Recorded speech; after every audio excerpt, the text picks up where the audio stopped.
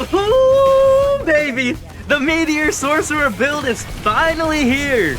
This is definitely the most fun I've had using any build in Diablo 4 so far. There's just something about pulling those massive mobs together and blasting them off this planet. It's so freaking fun. I can't wait to show you guys. Here's my version of it. I left timestamps across the video to help you guys navigate. Make sure to leave a like and comment your variations down below, and we'll theory craft together. Alright, let's get right into the playstyle.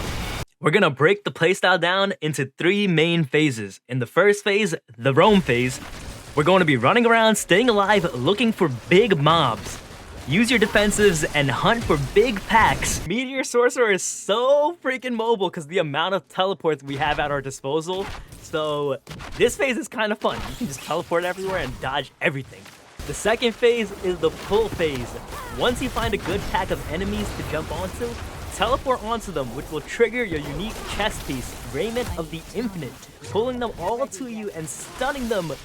Now use your Frost Nova, applying freeze and vulnerable. Now that you got your enemies all nice and lubed up, it's time to Phase 3, the Meteor phase. The best part of the build. The unique helmet Starfall Coronet turns meteors into a cooldown and a screen blasting ability. Use this on the type pack of enemies you applied all your debuffs to, and watch them get obliterated off this planet. With the basics of how the playstyle works down and out of the way, we're gonna move on to the skill tree. We're gonna start on up with Firebolt, put 2 points in there. We're not gonna use Firebolt though, we just need those 2 points to move on to the second node.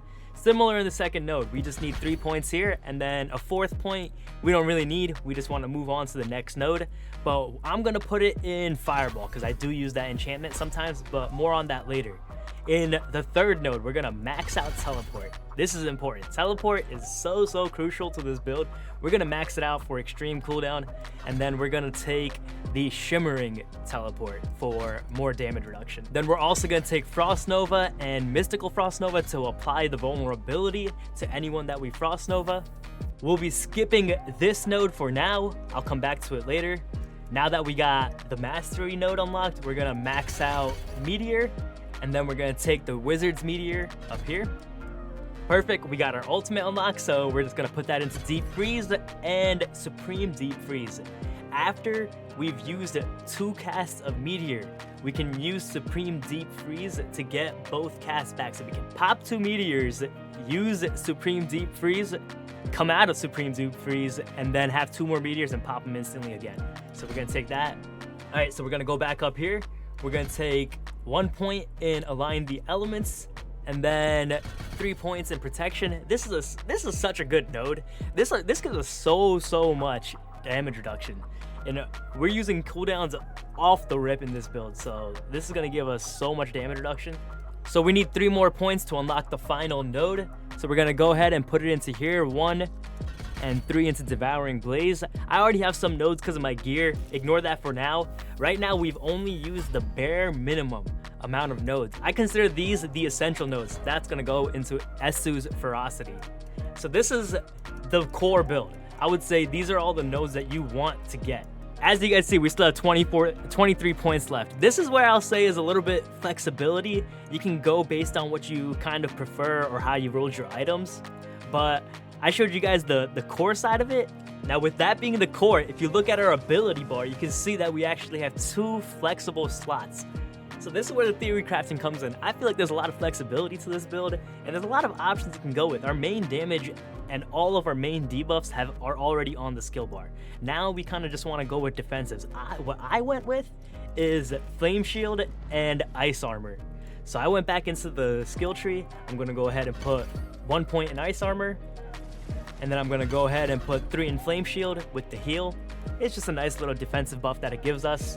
I went ahead and finished out Align the Elements. I maxed out Inner Flames. I had it rolled on my amulet, that's why you guys see a +6. If I went ahead and put 1 over here and 3 here, this gives us an 18% damage boost to anyone that we Frost Nova. Being a crit build, I want 3 points in Elemental Attunement. We're gonna get that back real quick. We're gonna go ahead and put 3 more points in here. If you're hardcore, I would not take this. More damage equal bad. So standard, I would definitely take that. That's a nice damage buff that we're gonna get. We're gonna finish out the skill tree by putting points into Ice Blades and Summoned Ice Blades, because that's gonna be our enchantment. And the final 2 points we'll put into Icy Veil, since we're running so many barriers. And that's the skill tree, guys. There is a good amount of flexibility here. Make sure you guys comment down below what variation you're running. I know people have Firewall running with good lucky hit chance, so the Meteor enchantment keeps popping extra meteors. So comment down below what you're running, and we'll theory craft the best version. For our enchantments, first we're going to take Teleport. This works so well. So when using Teleport for Raiment of the Infinite, you want to try to use your Evade, since that version does not make you unstoppable. Your regular Teleport you can use while you're CC'd, while you're stunned, while you're in a sticky situation. So you want to save your regular Teleport for situations where you're in danger, and then use your Evade for the engagement. I would roll on your boots the extra max charges to evade, so then you have multiple stacked up. You guys can see here I have 4 ready to be used. And then for our second enchantment, the Ice Blade enchantment, for every 40 seconds in cooldowns that we spend, we're gonna spawn an Ice Blade, and we're just spamming cooldowns. Look, every single ability down here we are using is a cooldown, so this is gonna spawn so many Ice Blades. They're just gonna keep hitting away, making our cooldowns come up even quicker. So we're just gonna be spamming away, and this is going to make Meteor's uptime even faster than it. If we're running lower level stuff and overworld stuff, we can put on the Fireball enchantment. It's just going to make the AoE clear so much better. It's not necessary. You can also take that point off in the skill tree if you want, but I know this is a very viable option. Some people are running the Firewall enchantment along with the Meteor enchantment. The way Firewall works and how damage over time works is that it has a higher chance of proccing lucky hit, so it'll proc more Firewalls, which then in turn can proc this lucky hit, which will drop meteors on them. I tried running this. It wasn't that much of a damage increase. I definitely liked the higher cooldowns, because not only did it give us more damage, it also made our shield uptime and everything just run so much smoother, in my opinion. But I do know that's an option as well. I saw some people running the Firebolt. You get a little bit of a damage increase here for bosses. Let's say like a 5 out of 10, maybe 15% damage increase if you have it maxed out. But I don't know. I wasn't really a huge fan. I have Teleport and I have Ice Blades. Let me know what you guys are running. Now to the hardest part people have to follow, but I'll try to make it as easy as possible for you guys. So here is the general layout for our Paragon setup. We have 4 boards with the respective name of the boards and their orientation shown to you here. I have the name of each of the glyphs that we're going to be socketing into the nodes, and I'm only going to show you 4, because if you guys are at the point where you're putting a 5th and a 6th one in, you can kind of pick and choose which ones you're putting in, and a lot of them work. Just, there are a lot of playstyle type of things too, so you can kind of pick and choose what you want to use, but these 4 should be core and you should be using them. We're going to skip a lot of the pathing into the legendary nodes for a lot of them. We're only going to be taking Searing Heat, and then the rest of them we're going to be skipping. So I'll show you guys how I path into it. Just here we are on the board. We're just going to start moving on up to here. We're going to take that glyph. I'll come back and make sure that they have all their requirements. First, I'm going to start putting the boards in, so I have a nice time following it. I'm going to rotate it until it gives me a nice path into the right. I'm going to attach that board. We're going to path right on into it, and we're just going to keep going. We don't want to overcomplicate it too much. We'll overcomplicate it in a little bit. We're going to put Enchantment Master in there. I'm going to rotate it until it gives me a nice little square pathway down to the bottom. I'm going to attach that one. We're going to go ahead and make our way down there.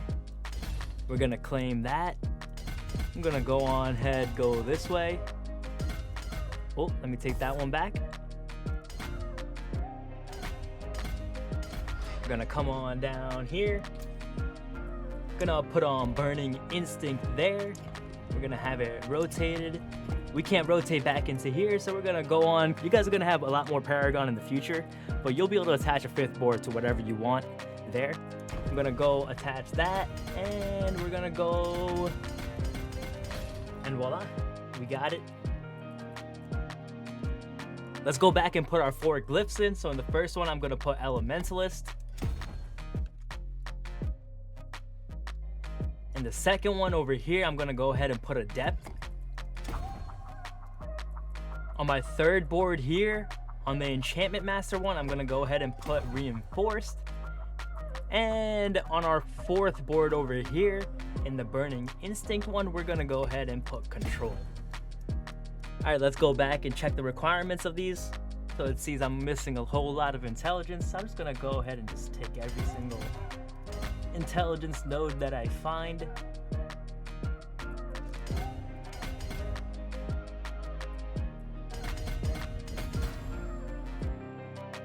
Okay, we got that checked off. We need some intelligence here. Here we got 2, 3. I'm just gonna take all the easy ones. If I see some of these nodes on the way, might as well. And we're on Searing Heat. We definitely want to take Searing Heat as well. That's the only legendary node I'm gonna be taking. So I'm gonna go ahead and path on there from here as well. So I can grab this Combustion. I'm just gonna go up, bam, bam, bam, bam, bam, boom, boom, boom. Take up that, and then we go this way, take up that. Okay, just picking up all the good things on the way. We have a lot of points left. We're not gonna spend everything, but anywhere that you guys see that all these are easy to pick up, just pick them up on the way. We don't want to think too much into it. We need some willpower here. Make sure that all of your legendary nodes are active. Got some willpower there and here, so we're gonna go on down, grab some willpower. Checked off, here we go. We wanna come up here, grab that. We definitely want to grab this. Let's see what the requirement is. Dexterity. Which way do we want to path from? We see some dexterity here, so let's path from this way. Pick up that dexterity right there. We got a whole bunch of dexterity here. You see, we don't want to overcomplicate it. We just want to check off the requirements. We know in the future we're going to come down in the pathing this way as well. So that was perfect for us. So we're just going to come here. And I'm not going to put a board here. I'm going to leave it up to you guys. That's our Paragon ideology. Just with the setup that we have here, with a lot of points left over, I'm gonna leave it to here right now. This is about around level 80, you should be able to unlock this much. And now we're on to the gear, guys. So for the gear, we are running 3 uniques in this build. I would say 2 uniques are extremely core, and the 3rd unique that I am running on top of Starfall Coronet and Raiment of the Infinite is Tal Rasha's Iridescent Loop. This one's pretty good. We're going to be able to apply lightning, cold, and fire damage extremely easy to get a nice multiplier there as well. So those are our 3 uniques. There you go. Here's the other jewelry that we're running with the affixes. We got a nice amulet here giving us ranks in Inner Flames, defensive skills, and mastery skills. Any ranks that you get in any skills here is pretty good. Our second ring, which is just a normal legendary ring, has the affix Meteorites Fall Around Meteor, doing a set % of damage of the meteor, which is a nice damage bonus, and then it'll burn them. It's pretty good. We're gonna use it. On our gloves, we have the affix that gives us damage while we have a barrier on. Our build uses a lot of barriers. Nice little damage bonus. We had +3, and then we used the armorer to upgrade the gear, and then we just boosted it up to +4. You can get up to +5, I believe. And then on our boots, we have gain movement speed after using teleport. And not only that, the key thing on your boots is the +3 maximum evade charge. With our teleport enchantment and the +3 maximum evade charges, you're gonna be able to use teleport so frequently that it's gonna absolutely make this build. So you wanna make sure you have not only the +3 evade charges, you want to make sure you also have gain movement speed after using teleport, which will work on your evade because your evade is being replaced by a teleport. Alright, I hope that wasn't a mumble jumble. And finally, we have our 2 weapons with another 2 final affixes. Key ones, you deal more damage to immobilized, stunned, or frozen enemies. Our meteors automatically immobilize, so that's a nice little damage bonus right there. And core and mastery skills cast at or above 100 mana gain critical strike chance. We don't use mana, we rarely do in our build. We're always gonna have that nice crit chance bonus active, so that's a plus. And that's our gear. The last and least important part is the seasonal mechanic. I wasn't the biggest fan, it doesn't really change that much, but here's what we're running. It's a crit chance build. We got efficiency running on Tempest, running with safeguard and arcing support. Also, as our second governing stone, we got Flash of Adrenaline for that nice damage boost with good duration, initiative, and tactical support. These don't make the biggest differences. They're just kind of like, oh, plus X damage here, or minus X damage here, or more crit here. Not too much gameplay changes. We're not gonna get too deep into it. This build should generalize and should work season to season. I hope you guys get a chance to put it together because this is the most fun I've had in Diablo 4 in its years since it's been out. Definitely leave a comment what different variations you're running. I hope you guys enjoyed this one. I usually make Roblox content. If you're here from Diablo, definitely give that a shot. Check it out. If you enjoyed this, I know for sure you're gonna love that too. So here's a video you'll probably like, and I'll catch you on the next one. Peace.